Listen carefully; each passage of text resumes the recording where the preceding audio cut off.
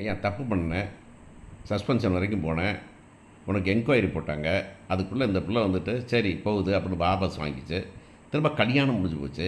அதுக்கப்புறம் என்னையா அசிங்கமாக தினத்தனம் வரீங்க, அடுத்தவங்க பிரச்சனை நீதி இப்போயா உன் பிரச்சனையை பார்க்குறது என்ன பண்ணுற?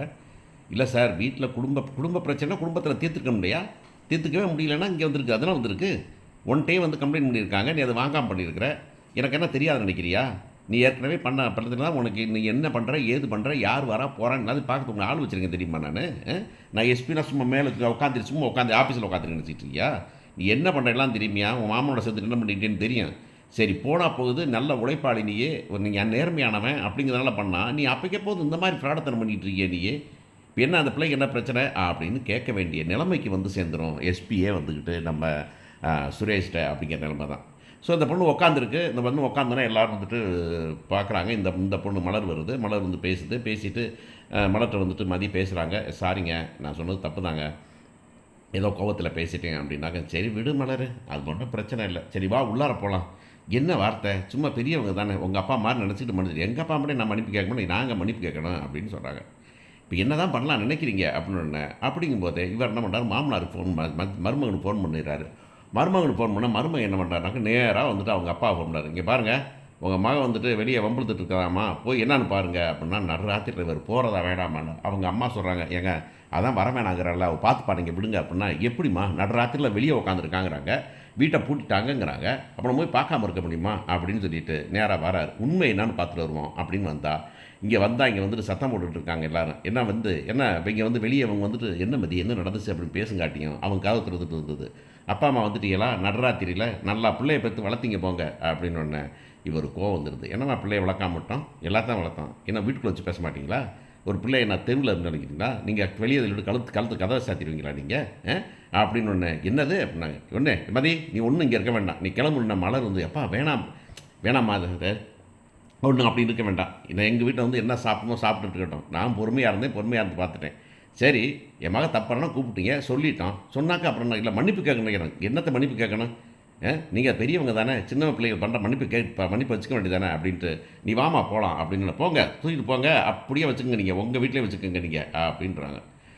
உடனே வீட்டுக்கு கிளம்பிடுறாங்க. கிளம்பி அந்த பொண்ணு போயிடுது. போன உடனே வந்துட்டு இவங்க வந்துட்டு உள்ளார வந்து சத்தம் போட்டுருக்காங்க. இப்போ பாக்கியராஜ் சொல்கிறான், சுரேஷ் வந்து என்ன சொல்ல போகிறான்னு தெரியலையே அப்படின்னு. சுரேஷ் வரான் வந்து, என்னப்பாச்சு மன்னிப்பு கேட்டு படுத்துட்டாளா அப்படின்னா. எங்கடா படுத்தா, அவள் அவங்க வீட்டில் போய் படுத்துட்டாடா அப்படின்னு வந்து. அவங்க வீட்டில் படுத்துட்டாளா? ஆமாம்மா கிளம்பி போயிட்டான். அவ்வளோ திமிராயிடுச்சா? ஆமாடா, அவங்க அப்பா அம்மா வந்தாங்க, அவங்க அப்பா அம்மா கூட மன்னிப்பு கேட்க சொல்ல நினச்சிருப்பாங்க, ஆனால் இதெல்லாம் முடியாதுன்னு சொல்லிட்டு கிளம்பி போயிட்டாடா, ராக்காச்சிடாவ அப்படின்னு. இவ்வளோ போட்டே கல்யாணம் முடிச்சு வச்சோம் பாரு நம்ம அப்படின்னு சொல்கிறாங்க. சொன்ன உடனே வந்துக்கிட்டு அந்த அம்மா கொஞ்சம் எக்ஸ்ட்ரா அடிஷனலாக எடுத்து போட்டு இப்படி வந்துக்கிட்டு பண்ணிட்டா, என்னை பற்றி அசிங்கமாக பேசினா அப்படியான்னு. உடனே வந்துட்டு ஃபோன் பண்ணுறான். ஃபோன் பண்ணி என்ன பண்ணிகிட்டு இருக்கேன் எங்கள் வீட்டில். சரி அங்கே வீட்டு போயிட்டியா, அப்படியே அங்கே இருந்துக்க. அப்புறம் வீட்டை விட்டு போச்சுன்னா இங்கே தான் வரும், வேற எங்கே போகிறது அப்படின்னா. அப்படி போயிட்டியா, போ அங்கேயே இருந்துக்க, இனிமேல் இந்த பக்கமே திரும்பி பார்த்துடாத அப்படின்னு சொல்கிறாங்க. அப்படியா, சரி உங்கள் அப்பா அம்மா பண்ணது தப்பு இல்லையா? உங்கள் அப்பா அம்மா வந்து கொடுமை இல்லையா? மருமகளை கூப்பிட்டு வந்து நீங்கள் என்ன வேணாலும் பண்ணுவீங்களா நீங்கள்? உங்கள் அப்பா வந்துக்கிட்டு நகையை பற்றி கேட்குறாங்க, இவ்வளோ தான் போட்டிங்களா, சம்பளத்தை பற்றி கேட்குறாங்க, இதெல்லாம் படி தானே கல்யாணம் முடிச்சிங்க, கல்யாணம் முடிச்சப்பார் கேட்பீங்களா? இதெல்லாம் வந்துட்டு ஹராஸ்மெண்ட் கேஸில் வராதா அப்படின்னா. என்னது ஹராஸ்மெண்ட் கேஸ் கொடுக்க பெரிய ஆயிடுச்சா? ஆமாம் ஹராஸ்மெண்ட், நீ எங்கே கொடுக்குறேன்னு நான் பார்க்குறேன் அப்படிங்கிறான். அடுத்த நாள் பார்த்தீங்கன்னாக்கா, அடுத்த நாள் அந்த பொண்ணு போகுது, போய் ஆஃபீஸ் போகுது, போலீஸ் ஸ்டேஷனில். போலீஸ் ஸ்டேஷன் வெயிட் பண்ணிட்டு இருக்காரு. ஏமா சார் ஒரு லேடி வந்திருக்காங்க, யார் லேடி, ஒரு கம்ப்ளைண்ட் கொடுக்கணுமா அப்படின்னு அது எல்லாரும் வராங்க. வந்தோன்னே என்னது, ஏய் என்ன இங்கே வந்திருக்கேன்னு. சார் இன்ஸ்பெக்டர் சார், எங்கள் ஃபேமிலியில் ஒரு ப்ராப்ளம் சார், அதுக்காக கம்ப்ளைண்ட் கொடுக்க வந்திருக்கேன் சார் அப்படின்னு. என்ன ப்ராப்ளம், என்ன? என் ஃபேமிலியில் எங்கள் மாமனார் மாமியார் எங்கள் வீட்டில் மிரட்டுறாங்க, வீட்டில் வந்து என்னை வந்து பயமுறுத்துறாங்க, மிரட்டுறாங்க, எங்கள் வீட்டுக்காரர் அதை கண்டுக்கிறதே இல்லை அப்படின்னா. கண்டுக்கிறதேன்னா வீட்டுக்காரரை சொன்னால் அவர் என்னை மிரட்டுறாரு, நீ என்ன பண்ணுவேன்னு பார்த்துக்கலாம், நீ உங்கள் வீட்டிலே இரு அப்படிங்கிறாரு. அதனால தான் சார் ஒரு வந்துட்டு இது ஃபேமிலியில் முடிவு பண்ணிட்டுட்டேன், அதுக்கு உங்கள்கிட்ட கொடுக்க வந்தேன் சார். ஏற்கனவே ஒரு ஃபேமிலி கேஸ் கொடுத்தேன்ல சார், அது எஸ்பி சொன்னார் சார், அந்த மாதிரி பண்ணுங்கள் சார் அப்படின்னு சொல்கிறாங்க.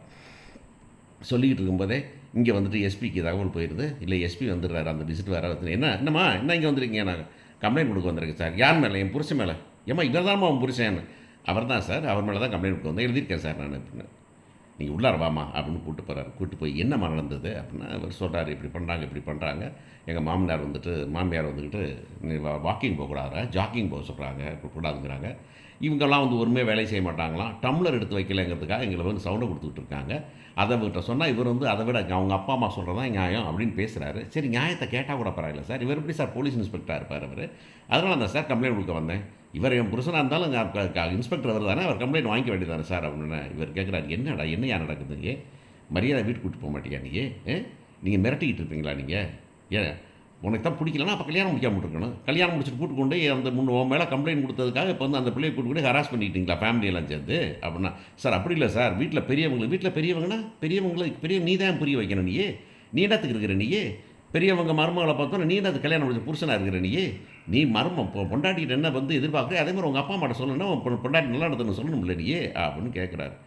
கேட்டால் எனக்கு வேறு வழியே இல்லை. நான் வந்துட்டு நீ இப்போ என்ன பண்ணுற, நேராக உங்கள் வீட்டுக்கு கூப்பிட்டு போகிற, அங்கேயெல்லாம் கூப்பிட்டு போகல. இல்லைனாக்கா நீ இந்த கம்ப்ளைண்ட் எடுத்துகிட்டு கம்ப்ளைண்ட் பண்ண வந்து நீ வந்துட்டு கொடு, உன்னால் முடியலன்னா சொல்லு, நான் பார்த்துக்கிறேன். நீ தான் பண்ணக்கூடாது, நீயே இருந்தாலும் என்கிட்ட கொடுத்துட்டு நான் கம்ப்ளைண்ட்டை விசாரிச்சுக்கிறேன், உங்கள் அப்பா அம்மாவை கூப்பிட்டு நான் விசாரிச்சுக்கிறேன். இல்லை சார் கூப்பிட்டு போகிறேன் சார் அப்படிங்கிறேன். கூட்டிகிட்டு போகிறான், வீட்டுக்கு கொண்டு வச்சிடறான். வீட்டில் கொண்டு வச்சேன்னா வந்துட்டு அவர் வேறு மிஸ்டர் தங்கராஜ் என்னடா சுரேஷ் அப்படின்னாங்க. என்ன கூப்பிட்டு வந்துட்ட என்னடா பண்ணிகிட்டு இருக்க அப்படின்னு மிரட்டுறாரு. என்ன நடக்க போகுது?